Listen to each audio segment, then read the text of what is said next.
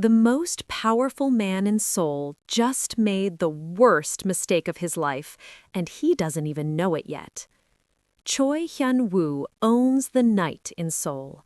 As the cold-blooded boss of the Baeko clan, he controls everything from the shadows: politicians, businesses, even the police. When you're untouchable, you stop seeing people clearly. You see tools, assets, obstacles. That's why when an elegant black woman approaches his exclusive nightclub on a rainy Thursday evening, Hyun-woo doesn't see his wife of 6 months. He sees an intrusion, someone who doesn't belong in his world of marble floors and crystal chandeliers. The marriage had been arranged, a strategic alliance between his Korean syndicate and a powerful American crime family. He signed the papers, shook hands with her father's representatives, and never looked back. She was a name on a contract, nothing more. So when his bouncers call him to handle a situation at the entrance, Hyun-woo doesn't hesitate. He steps into the rain, sees her face, and says the words that will cost him everything. "This club has standards. You should know your place." Deborah Smith stares at the man who is legally her husband and slowly smiles. He has no idea what's coming. Before I tell what happens next, hit the subscribe button so you don't miss any part of this story. The conference room smelled of expensive leather and older money. Choi Hyun-woo adjusted his cufflinks and signed his name on the final page, the pen scratching across paper with the kind of finality that usually accompanied death sentences, not marriages. Across the mahogany table, Deborah Smith did the same. Her hand was steady. He noticed that much, at least. "Congratulations," said Park Min-yoon, his second in command, with all the warmth of a mortician. "The alliance is sealed." Alliance, not marriage. That was the word everyone used, as if saying it enough times would erase the archaic reality of what they'd just done, bound two people together with legal documents and the weight of syndicate expectations. Hyun-woo stood, buttoning his suit jacket. The American representatives stood as well, all sharp suits and sharper eyes. Deborah rose last, her cream-colored dress elegant against her dark skin. She was tall, he noted distantly, poised, the kind of presence that commanded rooms, or would, if he ever let himself notice. But he didn't, wouldn't. This was business. The Baeko clan needed the American West Coast networks. The Smith family needed Seoul's connections to move deeper into Asia. The alliance was simply the seal on the contract, an old-world gesture that meant more to their respective councils than it did to him. "My daughter will relocate to Seoul within the week," Marcus Smith said, his voice carrying the particular authority of a man who'd built an empire on knowing when to show strength and when to show nothing at all. "I'll handle our interests from there." Hyun-woo nodded. "My people will ensure she has appropriate accommodations." Appropriate, separate, professional. He finally looked at her directly for the first time since entering the room. Deborah met his gaze with dark eyes that revealed nothing, not hope, not resentment, not even curiosity, just a kind of patient assessment, like she was reading a balance sheet and finding the numbers acceptable but uninspiring. "Mr. Choi," she said. Her voice was smoother than he expected, with a slight rasp that spoke of whiskey and late nights. "I look forward to a productive partnership." Partnership, not marriage. She understood the game, too. "As do I, Mrs. Choi." The name felt strange in his mouth, like speaking a language he'd learned phonetically but never truly understood. They shook hands. Her grip was firm, her skin warm. The touch lasted exactly 3 seconds, he counted, before they both withdrew. Photographs were taken for the record. Champagne was poured but barely touched. The Americans left first, Marcus Smith clasping Hyun-woo's shoulder with the grip of someone sealing a business deal, not gaining a son-in-law. Deborah was the last to leave. She paused at the door, looked back once, and Hyun-woo thought she might say something, but she didn't. She just walked out, her heels clicking against marble, the sound fading until there was nothing left but silence and the faint scent of her perfume. Min-yoon broke the quiet. She seems competent. Competent, Hyun-woo agreed, already pulling out his phone to check messages about an arms shipment. That's all that matters. He didn't think about her again for months. Seoul swallowed Deborah whole and gave nothing back. She lived in a luxury apartment in Gangnam that Hyun-woo's people had arranged, all glass and cold minimalism, the kind of place designed to impress rather than comfort. 23 floors up, she could see the entire city sprawling beneath her like a circuit board, all lights and calculated geometry. Beautiful. Lonely. 3 months in, and she'd spoken to her husband exactly twice. Once when his assistant called to confirm her address for tax purposes, once when she'd signed additional paperwork for a warehouse acquisition in Busan. Both conversations had lasted under 5 minutes. She told herself it didn't matter. This was business. She'd known that walking in. Her days filled themselves. Conference calls with her father's people in Los Angeles, meetings with Korean distributors who spoke to her with careful politeness that barely masked their surprise and sometimes their disdain at dealing with a black woman in their traditionally insular world.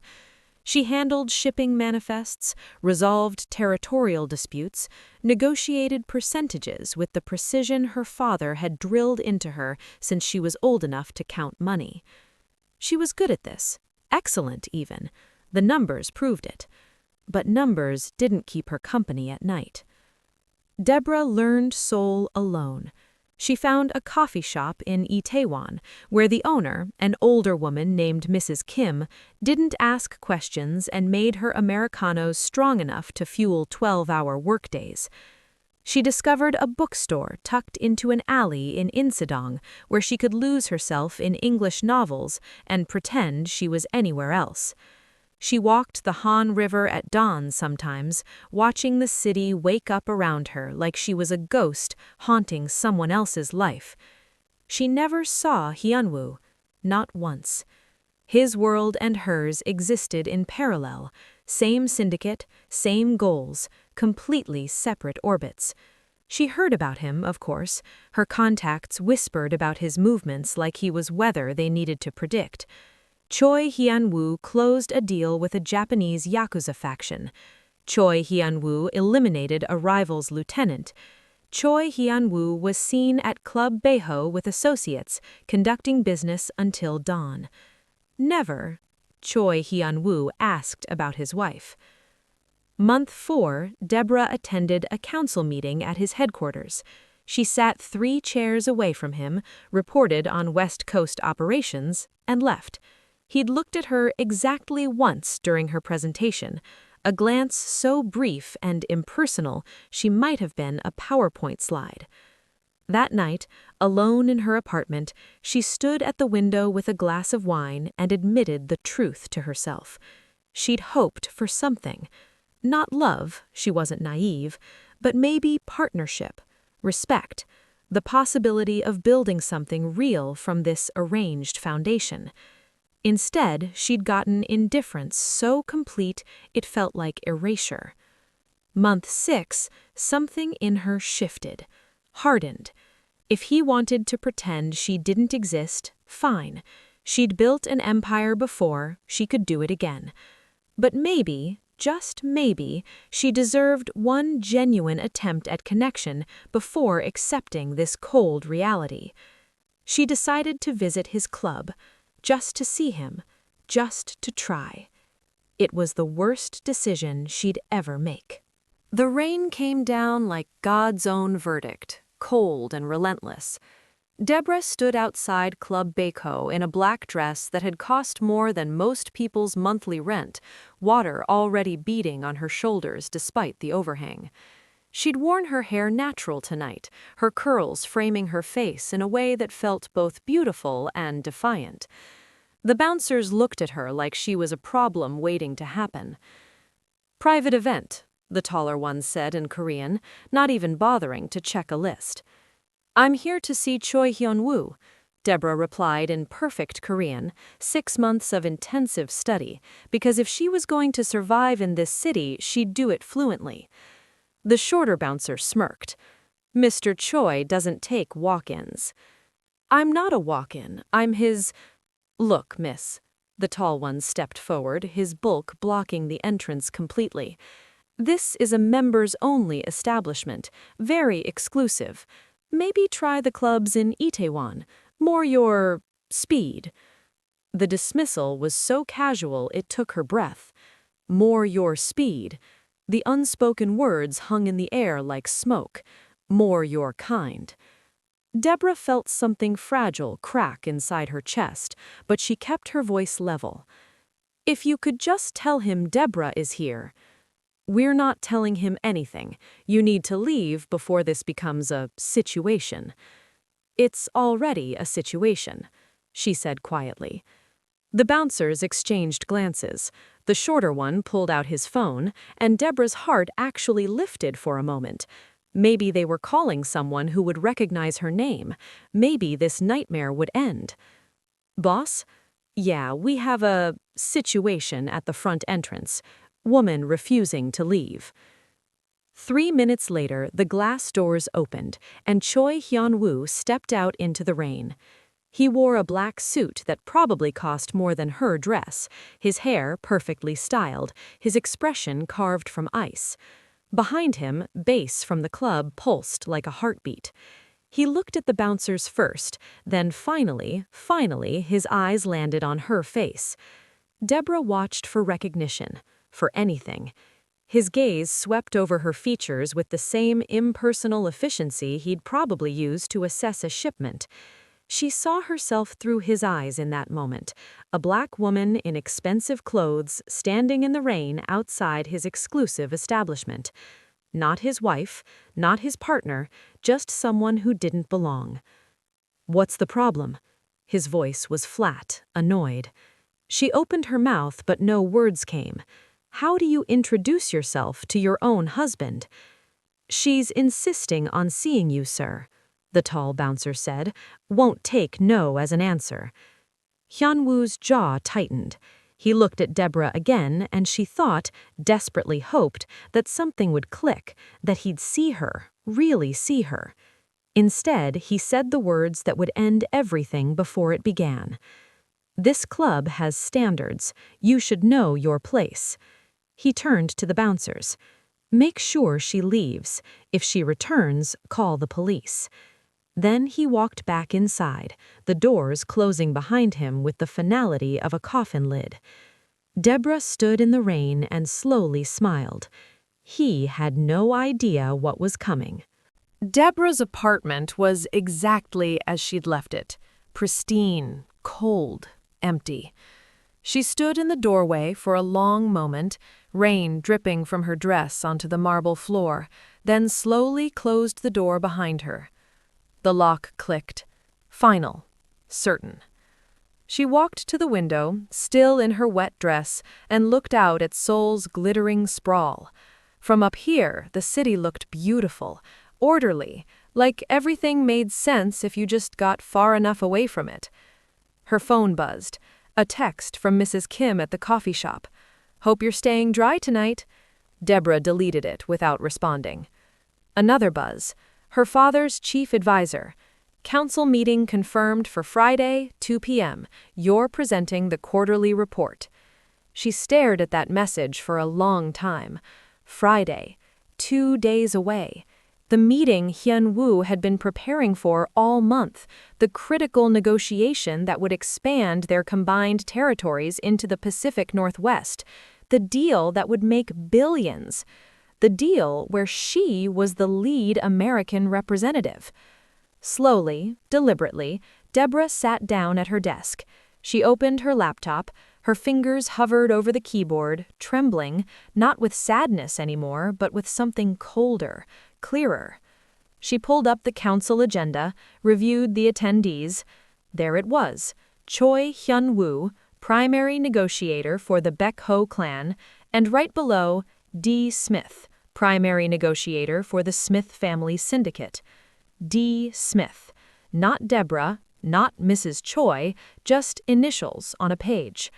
No wonder he didn't know. The laugh that escaped her throat sounded foreign, sharp.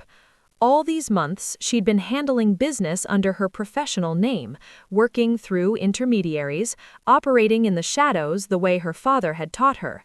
Hyun-woo's people interfaced with her team, never with her directly. The wedding contract had been filed separately from syndicate business documents. He'd literally never connected the dots, never cared enough to ask who D. Smith was, never bothered to learn anything about the woman he'd married. The hurt was still there, a living thing in her chest. But something else grew alongside it now, something with teeth. Deborah opened a new email, typed carefully, Marcus Smith, Jonathan Reed, Catherine Park. I'm requesting we adjust Friday's presentation format. I'll be delivering the opening statements personally, and I'd like to propose certain revisions to our terms given recent developments in the Korean partnership. I'll send the updated proposal by tomorrow morning. Trust me on this. D. She hit send before she could second-guess herself. Another email, this one to her personal security team. Friday meeting. I want a full detail. Professional dress, visible presence. No one in or out of that conference room without my explicit approval. Send. One more. To Catherine Park, her father's most trusted attorney. I need the marriage contract file. Everything. Photographs from the ceremony, the signed documents, witness statements. Have it ready for Friday. Send. Deborah closed her laptop, rose from the chair, finally peeled off the wet dress and let it fall to the floor in a heap of ruined silk. In the bathroom, she caught her reflection. Her makeup had run, her hair was wild with rain, her eyes were red. She looked destroyed. By Friday, she'd look invincible. The conference room occupied the entire 23rd floor of the Baek-ho building, all windows and power. Hyun-woo arrived 15 minutes early because punctuality was dominance, and dominance was survival. His senior advisors were already there, Park Min-jun, Lee Sang-woo, Kim Ji-hoon, arranging documents, testing the presentation screens, preparing for the Americans the way generals prepared for war. This deal would cement their Pacific expansion. Everything had to be perfect. The Americans confirmed? Hyun-woo asked, accepting coffee from an assistant. 30 minutes out, Min-jun replied. Traffic from Incheon. Hyun-woo noted, his mind already running through negotiation points, backup positions, pressure tactics. The Smith family was powerful, but new to Asian markets. They needed this alliance more than they'd admit. He could leverage that. The other Korean council members filtered in, old men with older money, young enforcers with hungry eyes. 12 in total, representing every major faction in Seoul. All of them watching Hyun-woo, waiting to see if he could deliver what he'd promised. 2 o'clock arrived with the precision of a blade. The Americans were late. 2:15. Hyun-woo's jaw tightened. Disrespect or power play? Either way, it set the wrong tone. 2:20. The Korean council members shifted restlessly. Whispers started. 2:23. The double doors opened. 6 people entered in formation. 3 men, 2 women, all carrying themselves with the particular confidence of those who'd killed and gotten away with it. American Syndicate, West Coast Division, expensive suits, cold eyes. But no D. Smith. Hyun-woo frowned. Where was their lead negotiator? The Americans took their seats across the table without apology for the delay. One of them, a silver-haired man Hyun-woo recognized as Jonathan Reed, smiled thinly. Apologies for the wait. Our primary representative required additional preparation time. Perhaps we should reschedule if your team isn't ready, Hyun-woo said coolly. Oh, we're ready. Reed glanced at the doors. In fact, here she comes now. The doors opened again. Deborah walked in flanked by 4 security personnel, and the room fell into absolute silence.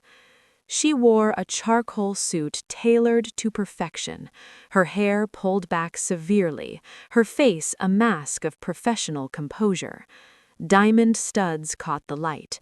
Her heels clicked against marble with a metronomic authority. She carried a leather portfolio embossed with her family's syndicate seal.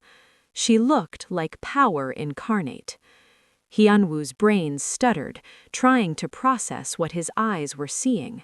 That face. He knew that face. From where? A business contact? Someone's associate?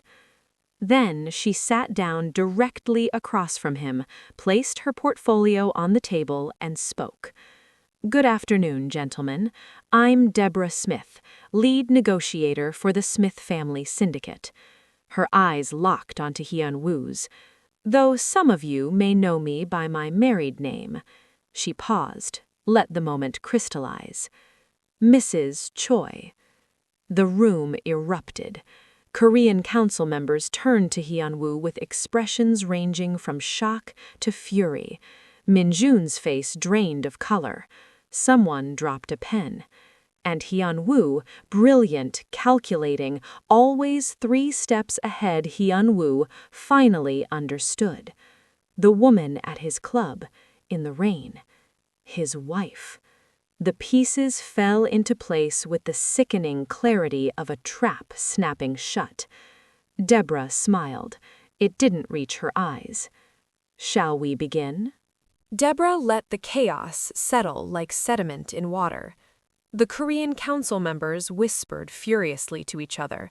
The Americans sat stone-faced, already briefed, already positioned. And Hyun-woo stared at her like she'd risen from the dead. She opened her portfolio with deliberate calm. Before we discuss territorial expansion, she said, her voice cutting through the murmurs, I believe we need to address the current state of our alliance, specifically the partnership between the Baeho clan and the Smith family. Park Min-jun found his voice first. Mrs. Choi, perhaps this would be better discussed in private. No. The word landed like a gavel. This concerns everyone in this room. Our alliance was sealed 6 months ago through a marriage contract between myself and Mr. Choi, a binding, legal, and strategic partnership. She pulled out a document, slid it across the table. Wedding certificate, signatures, witnesses, undeniable. Lee Sang-woo grabbed it, read it, then looked at Hyun-woo with barely contained fury. You didn't tell us your wife was the D. Smith we've been coordinating with? Hyun-woo's throat worked. I didn't. No, Deborah finished for him. No, he didn't.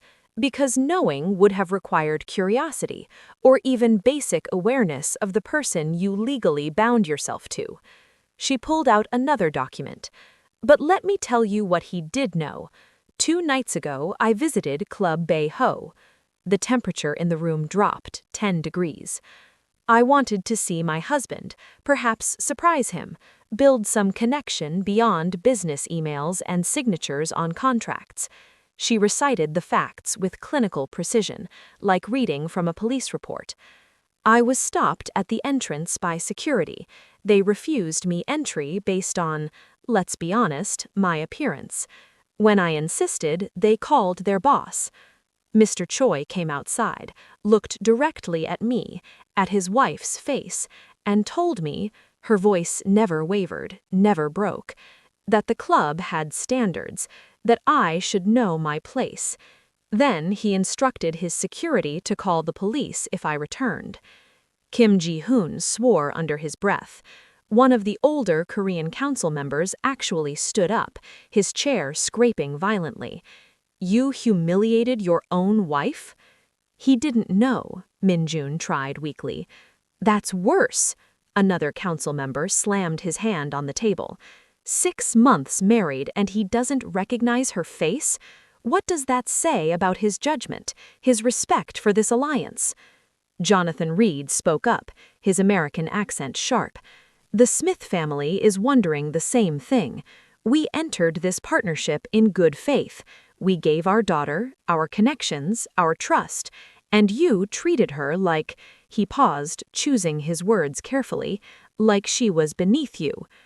"I didn't know who she was," Hyun-woo said, his voice rough. Deborah met his eyes. "You didn't know because you never looked.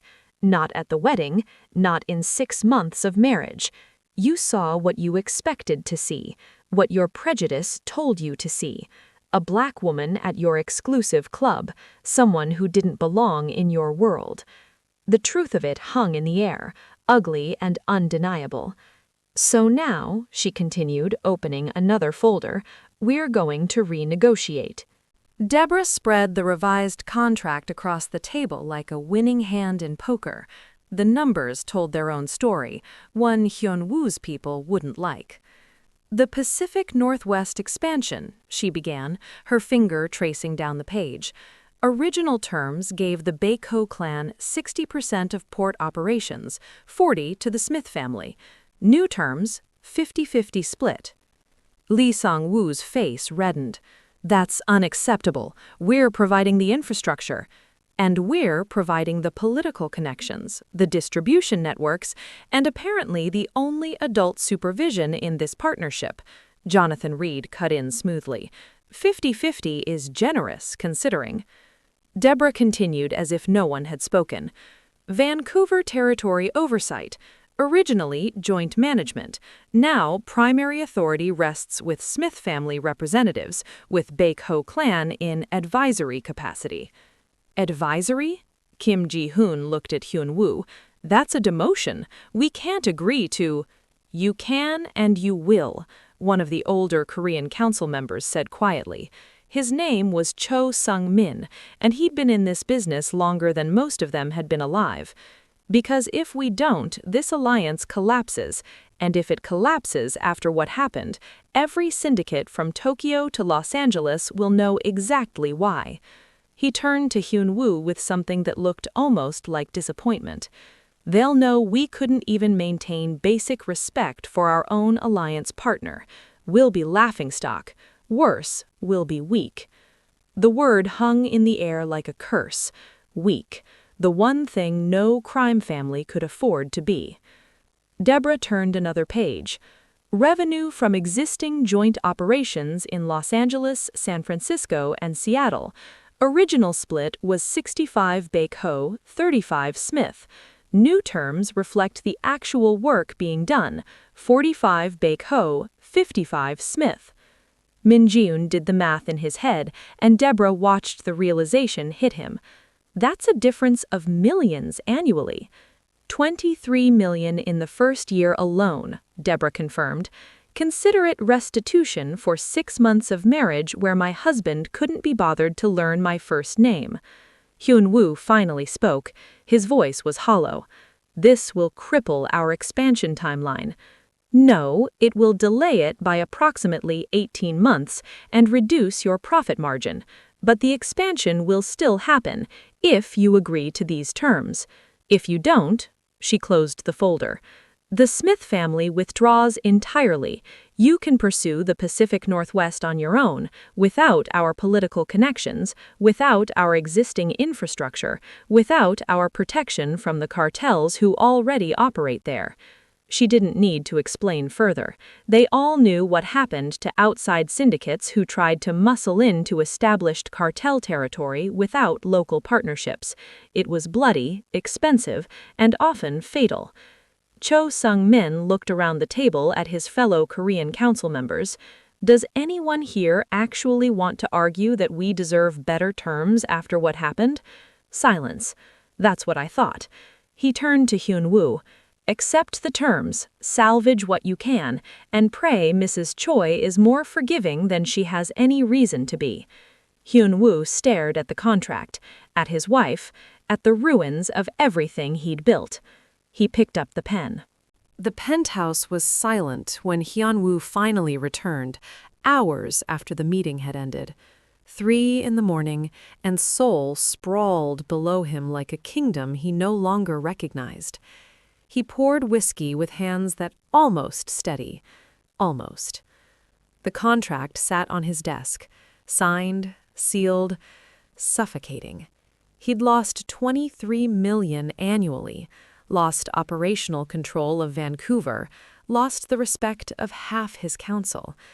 2 of his senior advisors had tendered quiet resignations after the meeting, not because of the business terms, but because they couldn't follow a leader who displayed such catastrophic judgment. But those weren't the losses that kept him standing at the window, staring at nothing. He pulled out his phone, scrolled back through 6 months of messages. Business communications with D. Smith, efficient, professional, brilliant strategic insights. He'd read these messages dozens of times, had even commented once to Min-jun that Smith's representative was sharper than most of the idiots they dealt with. Never once asked who D. Smith was. Never cared. Hyun-woo opened his laptop, pulling up the wedding files his assistant had finally, sheepishly provided. The photographs loaded slowly, each one a small detonation. There she was, Deborah, in the cream-colored dress, signing the contract. Her face in profile, strong features, intelligent eyes, the slight tension in her jaw that he now recognized as controlled apprehension. She'd been nervous. He'd been checking his phone. Another photo, them shaking hands, her looking directly at him looking past her, already thinking about the next meeting. The ceremony had lasted 47 minutes. He'd spent maybe 10 of them actually present. He clicked through more images. Her walking out of the conference room, that last glance back. What had she been thinking? Had she hoped he'd call her back, say something real, and he'd just let her go, forgotten her before she'd reached the elevator? The whiskey burned going down, but not enough. Hyun-woo forced himself to remember that night at the club, really remember it. The woman standing in the rain, water beading on her shoulders, the elegant dress, the way she'd said, "I'm here to see Choi Hyun-woo" in perfect Korean. How many months of study did that represent? How much effort? And he'd looked at her and seen what? Not a person, not his wife, just someone who didn't fit his aesthetic. Someone whose skin color registered as doesn't belong faster than his brain could process anything else about her. The realization felt like drowning. He'd been raised in a certain world, with certain assumptions. Old Korean money, older prejudices. Hierarchies based on bloodline and appearance and tradition. He'd absorbed it all without question, built an empire on those same rigid principles, and it had made him blind. Hyun-woo looked at his reflection in the dark window, successful, powerful, completely alone. The penthouse was silent because no one lived here, not really. Just a man going through the motions, surrounded by expensive things that meant nothing. For the first time in his carefully controlled life, Choi Hyun-woo felt something close to shame. He picked up his phone, started typing a message to Deborah, deleted it, started again, deleted it. What could he possibly say that would matter now? The alliance survived. Barely. 3 weeks after the council meeting, operations continued under Deborah's revised terms. Money flowed. Territories expanded. The Pacific Northwest venture moved forward with Smith family oversight and Baco participation. On paper, everything functioned. In reality, everything had changed. Deborah operated from a new office in Gangnam, not the apartment Hyunwoo's people had arranged, but a space she'd secured herself. Glass and steel, 14 floors up, with her name on the door. She conducted meetings, negotiated deals, and built her reputation in Seoul's underworld with ruthless efficiency. The whispers followed her everywhere. The black woman who'd brought Hyunwoo to his knees. The wife he'd humiliated and who'd made him pay in millions. Some spoke with respect, others with barely concealed racism that she met with cold professionalism and colder consequences. She didn't care. She'd stopped caring what people thought the night she stood in the rain.